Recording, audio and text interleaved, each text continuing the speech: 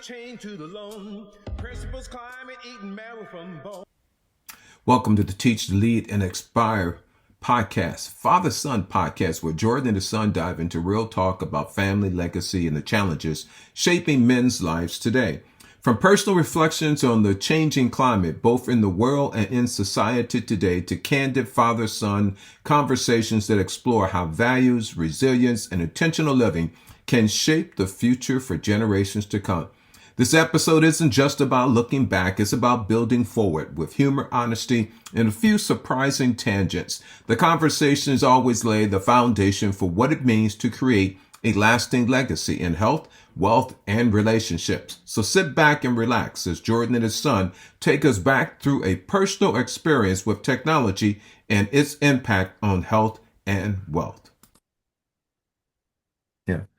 So, as I mentioned, I said one thing that I missed was all my technology, but I remember when I first started teaching, one of the tools that we had was the old overhead projector, the one with the screen, and we used to have these little plastic document covers right on, and the I remember arm that. goes up. Remember that?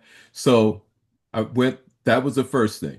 Okay, so when I was in school, we had chalkboards. Hated that sound of that damn chalk. I remember that as well. Yeah, Don't like that. Yeah. So then by the time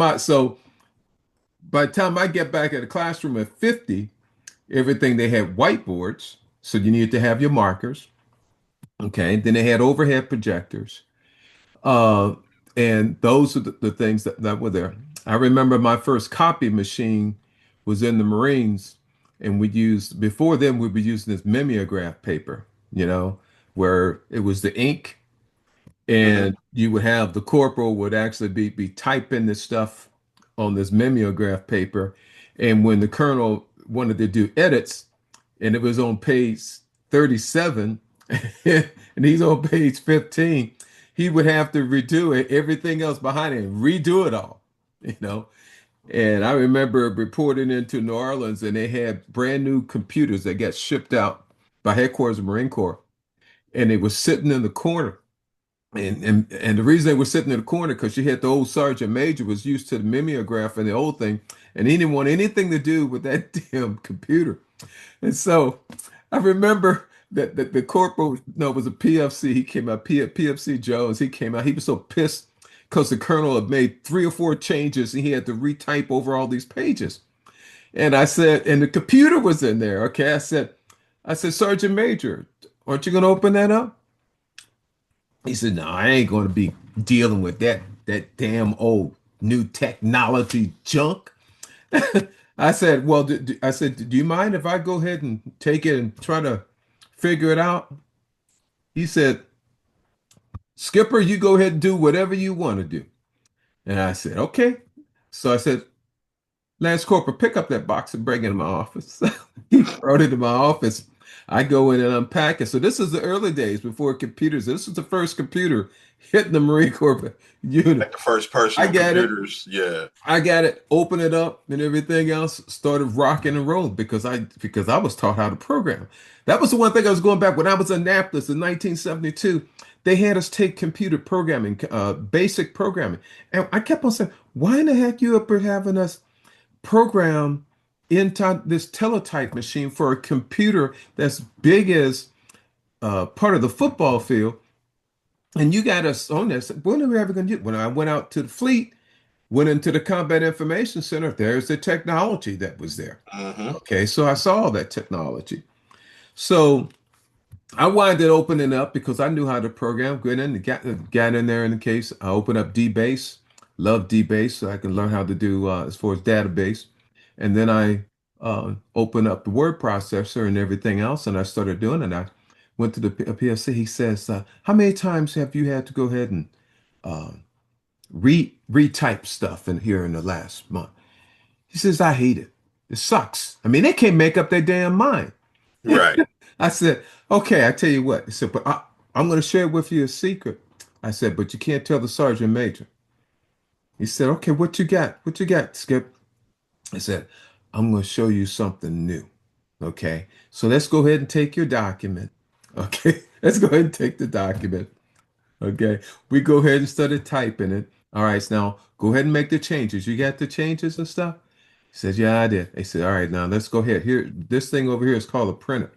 I said, well, why don't you hit this print button? He hit that print button. He saw all that paper came out. He says, holy shit.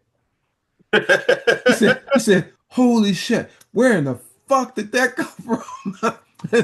I said, shh. Now, this is our secret, okay? This is our secret. Okay, so you owe me one coffee and one Coke to use it. You got it? That's the deal. He says, okay, no problem. No problem. So he goes back and takes the paper and the colonel and he gives it to the colonel. The colonel again, he just marks the crap up. He marks it up. And this time, and instead of him having this look on his face like, this time he said, any more, sir? Are you sure? You sure you don't want to change this one too, sir? He did that. Then he left there, went down to the PX, got me a coffee and brought a Coke. He says, all right, I'm here, I'm ready. So I said, he pulled up the dock. I said, go ahead and make these changes. It took him about a minute. He says, is that it? I said, yeah, hit the print button again. Hit the print, came out, went back in. I said, wait a minute, hold on. Don't go now. I said, because if you go now, they're gonna know something's up. I said, what you gotta do, go downstairs, have yourself a smoke break and chill a Take little your bit and everything time. else. Chill a little bit and everything else. And then come on up. I mean, he did that and he was gone for like 10, 15 minutes. He came back. Is this soon enough? I said, hell no. Go on down there and chill a little bit. Come on back here. I told him the time. Come on back here at 1300. Came back at 1300 and he went. And then I said, now you go in there. And then you go in there and you just cuss up a storm to the sergeant major. Don't do it to the colonel. They said, you just go in there to the sergeant major and cuss. Just said, damn sergeant major, I've already typed this thing over 32 times. When are you gonna make it? You do that to the sergeant major, but you keep your mouth shut to the colonel. He went in and did exactly what I did. Every day else, he said, boy, this is great. And then he would go ahead and tell some other, hey, one of the other admin clerks say, hey, you got problems with your stuff? Go down and see Doc.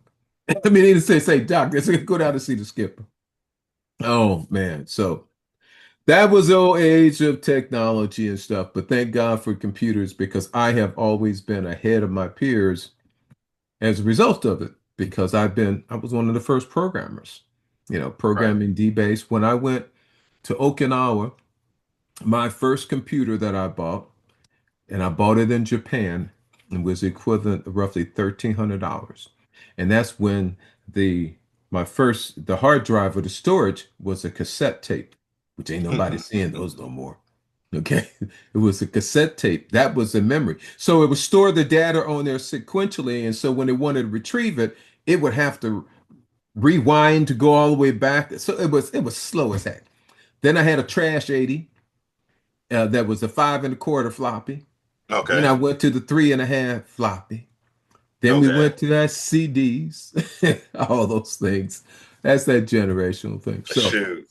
Since we're speaking about PCs, I'll have to show you mine because I built mine. So I'm gonna text you a picture of mine real quick. I'll text that to you. That's the one that I'm actually on right now. the one that you're on right now, this is Windows based, right? Hmm. Oh yeah, I've seen them. Yeah. These are the same types of consoles that are in our schools, like in our school that has esports. They have the gaming consoles and stuff. Yep. Yeah, yeah, for That's games and and stuff like that's that. and that's basically what it is. It's a gaming rig. So how big is your hard drive?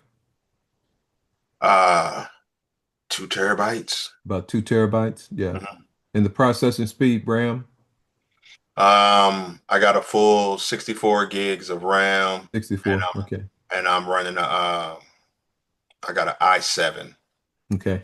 processor, Yeah. and I'm on a 3070 graphics card. Yeah, okay. Yeah, you pretty about souped up. Yeah, I started building my. I actually, when I came back from Okinawa, so I went through that transition of a trash aid and everything else, but then I kept working. So I actually started building mine. I went to Fry's Electronics and I I went remember, there yeah, to actually get fries. anything. That was the first. Now, when I did that, then I woke up to the world of reality concerning computers. Specifically, was Dell, but not really Dell, was Hewlett Packard Mm-hmm. or Compaq was the original first brands. You had Yep. Hewlett Packard, Compaq, and you had IBM. But all three of those, especially Hewlett Packard and Compaq, Mm-hmm. um, and also the same thing for Apple too. Apple was the same way. They had their proprietary stuff like hard drives and Yep. stuff, so that if the hard drive went out, you had to get their hard drive to put it back in there, Yep. which means force you to go to their repair shops and everything else. When I found that out, that stuff used to piss me off. That's when I decided, you know what, I'm going to build it from scratch, and that's what I did. I went to Fry's Electronics and I bought me the console cabinet, bought me my motherboard, then bought my graphic cards, the same thing, and popped in all my cards and everything else.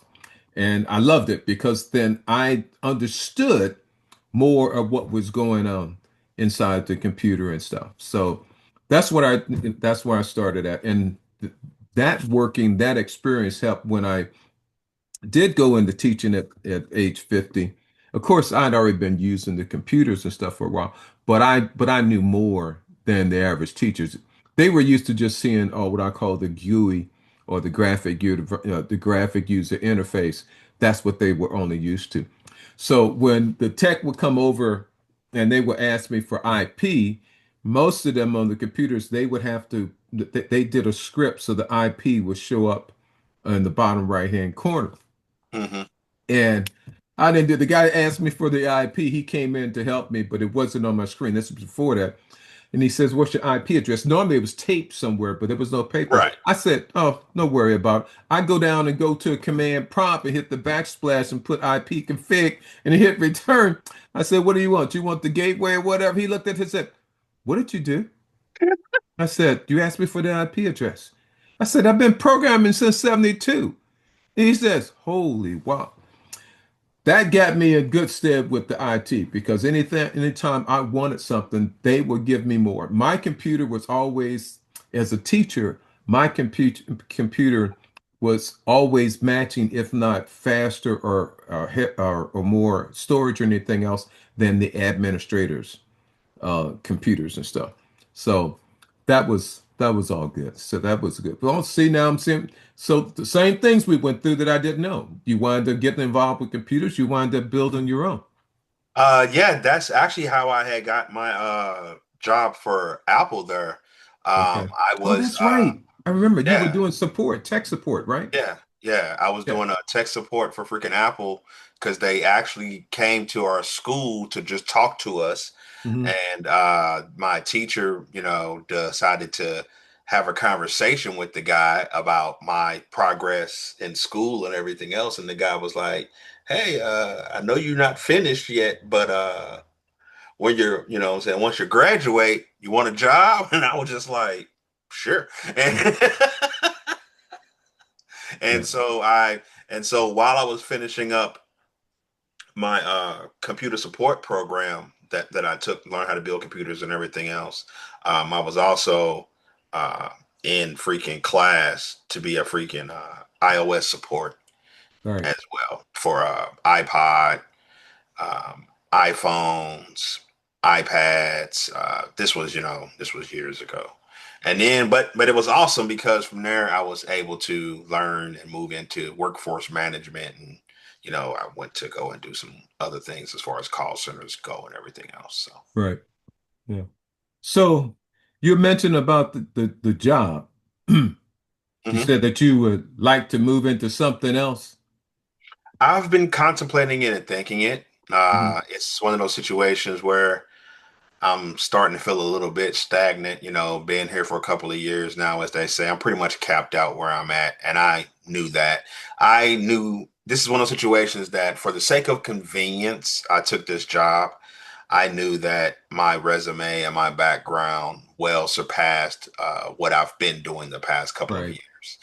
And so now, yeah, it's just one of those things where it's like, yeah, I think I need a little bit more, definitely want a little bit more financially, especially, being a homeowner now. There's lots of things I want to do around the house and everything else. And a lot of that is dependent upon, what I'm saying, what you do for work and how much you make.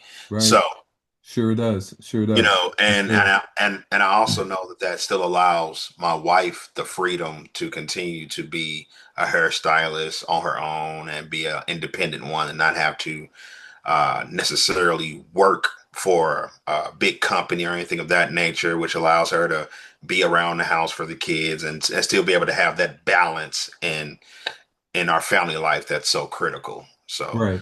So it's Yeah. definitely one of those things where it's like, yeah, it's time for me to look for something else, do something else, maybe potentially. So, Okay, so you've been in sales. How many sales jobs have you had?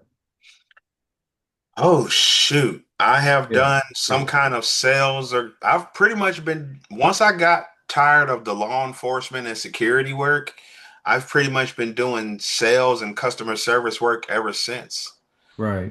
So shoot, Dad, it's probably been a good 2 decades that I've been doing sales and customer service work. It's been a good 20 years.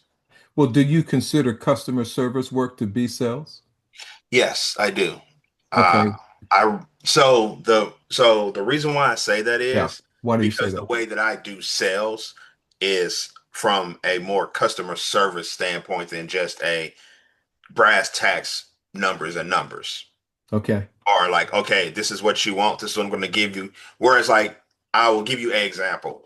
I had a situation where a salesman that I had bought from a purchase from, once the sale was done, the sale was done. I reached Oh. back out to said salesman with a follow-up question about something completely different, like another model or something of that nature that I was interested in.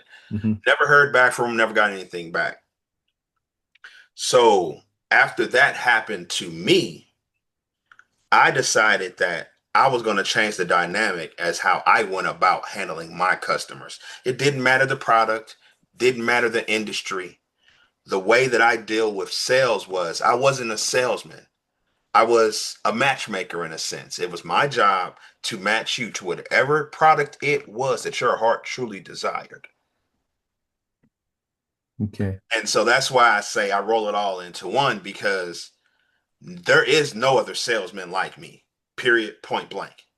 I have always said that, and I will stand on that because of how I approach it.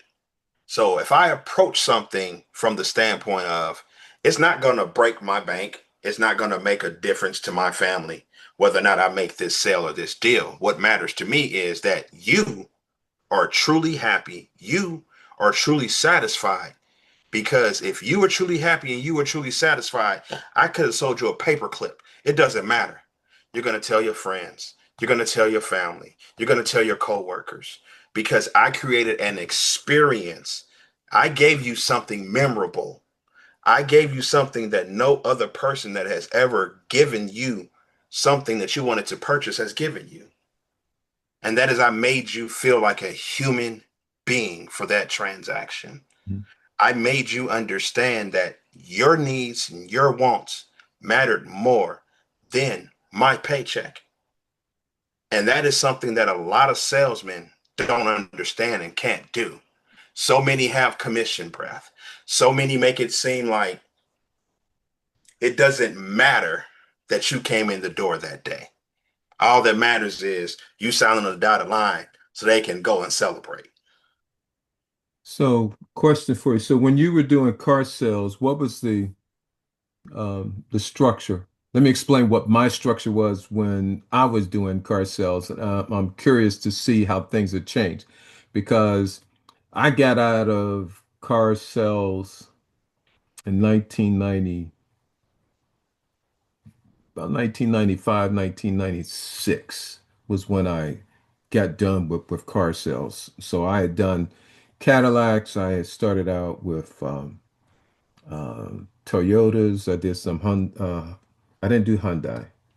Mainly was the Cadillacs and Toyotas and Acuras. Those are the three dealerships. I loved the Cadillac dealership working there because they gave you a demo. And remember when I said when I had the demo, stupid, driving a damn brand new Cadillac in the in the damn ghetto, not expecting it for that not to be stolen.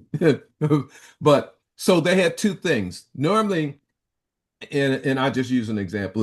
Let's say the car was $14,000 is what I sold it for, but Mhm. the invoice was like 12,000. That meant that you had $2,000 there. That was the profit to the dealership. And normally at the time point when I worked, you would have like a 25% commission. So, but also sometimes they would have a pack. Now, a pack normally happens when you got a brand new dealership that has their overhead, and Mhm. that pack pulls out overhead costs plus override costs for like your sales manager and your general sales manager. That's how they get their money. So a lot of times, if it was 2,000, you may have had like $800 as the pack, which means you got the 1,200, and then you're going to get 25% of that 1,200, which would have been like $300. And then what they did was that at the time point, based on the hourly rate, like for instance, I think the hourly rate was like I think it was like $8 an hour, $7 or $8 an hour. They would pay you for the 8 hours, each day for that week. So if I work my 40 hours times my $8, they virtually gave me a check for 320. And then what was happening is when I sold the car, they would take that 300 from that Yeah. 320 that they already paid me. Yeah. And then in that case, I was still $20 short. So I needed to sell at least two cars in order to cover the draw. Yeah. Okay. So that's how we got that's how we got paid. We always getting the $8 an hour, Right. on there. Right. I was going to But say, yeah. now, I've been in the situation for three different pay plans or pay models, as they say. The easiest one, of course, was when I was working for the little electric vehicle company because they decided to pay us a very lucrative hourly wage Hmm. plus commission, Okay. based off of how many vehicles we sold. So no matter what, with that job, I had a decent base salary, and then I also earned commission for sales. So So how so much was the base? How much were they paying for that? I was making what, 24 dollars an hour or something like that, I think was the base. Wow. That $24 an hour? Yeah.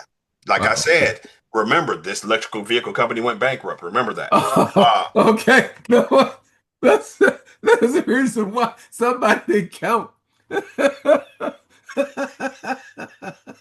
because they didn't count on the fact of they were paying us $24 an hour, Yeah. and then these vehicles that we're selling, the overall that we were selling them for was only like they were less than $20,000 first and Less than foremost. 20,000 uh US dollars retail. So that was the retail, retail. That's not you know, the wholesale. So it's still, that's not the wholesale. yeah. So they were less than $20,000. Yeah. And then on top of that, we were getting, what was it? I think it was 5% for Commission. what was it? 5% for the first five. And I think we ultimately maxed out at like 15% if we sold so many a month.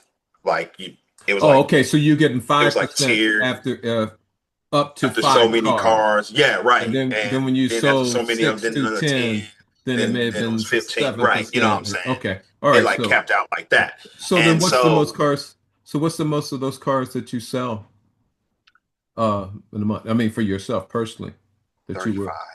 about five, the average, Mhm. about one a week? No. Mhm. How many? 35. You sold 35 during a month? Yeah. Wow. Okay. So, oh yeah, but we're talking about electric cars. So a lot of now were Yeah. these the ones And you where have they to just remember, this has been since I've been here, and this when I was here in Oregon. So right? you got to think about the mindset Well, People people were were, really into electrical vehicles at that point in time. There was the rebates for yeah, them. right. They get the rebates and Uh, also get we had the credit. a huge influx of people that had just moved up from California. Yeah. Um, once I positioned it to people that were commuters because it was really a niche vehicle. And Right. once people understood that, oh, this is a commuter vehicle, this is a niche Was this vehicle. three? Was this thing had three wheels? Yeah, I'm not gonna say the name of the. I'm not gonna, but yes, No, it I did. ain't. No, I'm just trying to remember the picture. No, I'm just remembering the picture because when you said a car, most people you're thinking it's four wheels. But then I remember you Exactly. sent me a picture and this thing had three wheels. But again, if it's getting you from A to B and you don't have to pay gas. Now, see, the other way is that I don't have a problem. It's like in both our Cadillacs I got, and I'm Hmm. getting ready to turn the other one in because I want to pay off on some debt. I want to pay off my solar. So we both decided that I'm gonna turn that lease car in because I don't need two cars now. Right. Now we only need the one car because I'm retired and I'm not traveling as much, and so that's not a biggie and stuff like that. But yeah, it's a big change and stuff on Heck there. yeah. Oh, but for the other dealerships, there was one that was strictly commission based, Hmm. where if you didn't sell, you weren't getting paid. And Right, then the last one was the dealership that was based off of how yours was based off of where you earned a draw right, until you sold so many cars, basically. Now, of course, if before that draw was, you know what I'm saying, given out, if you sold enough cars to, of course, be within commission, as they say, you right. would get Then that commission paid. There's no reason to give yeah, you a draw. right. There's no need to give you the draw because I think in our case they were paying us once a week. Yeah. And so the idea you wanted to sell cars because you're going to make more, but then also you had that cushion. But Um, but it also depend because I had to deal with new cars and with used vehicles. yeah. And the one thing that I learned very, very quickly early on, you made more money selling used cars than you ever did selling a new. Well, Those dealerships were are so basically upside down in those new vehicles. yeah. That's the reason why you see these absorbent prices on some of these other models and everything else. Is because they're not getting a break when they're getting these new vehicles like they used to back in the day, Right. or if they ever did. But yeah, no, what you think they're paying for it is not what you think they're paying for it. Yeah. So these customers need to understand that no matter how you go about it, you're going to end up paying a premium, because if you don't, these dealerships can't make any money. They can't pay their people. They can't pay their overhead. And it's because the current business models and the current floor plans, as they like to call them, are based off of antiquated models Right. from the 1920s and 30s. You know, back when a car might cost a dealership $500 and they turned around and sold it for 1,500. Those So aren't the days yeah, anymore. my biggest commission that I got and when I worked for Cadillac, see, they also had these other monthly competition things that were going on by by General Motors. Okay. Hmm. And what it was at that for every car that you sold or every car that you leased, you get points. And if you got so many points, then you can exchange it in. So Yeah. I actually got in where at the end that I was starting to do leases because I found out when you do a lease, I actually made more money Yeah. off of the lease than I ever did selling a regular new car because people always want that discount and stuff on it. Uh, I have sold a car to a person over MSRP.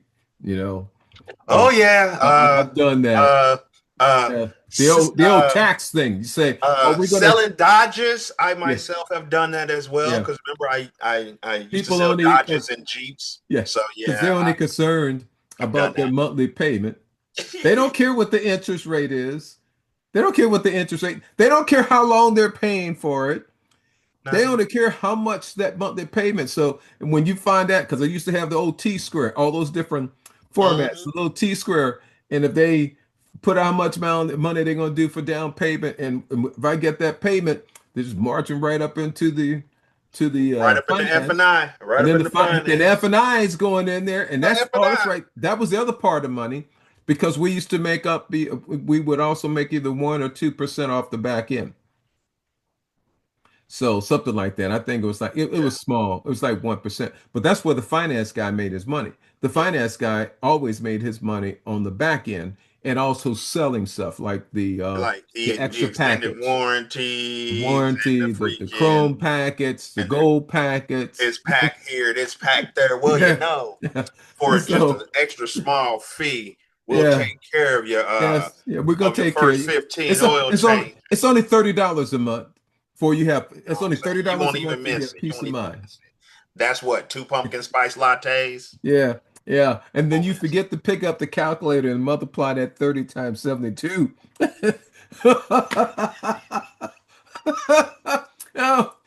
that kind of brings us up to.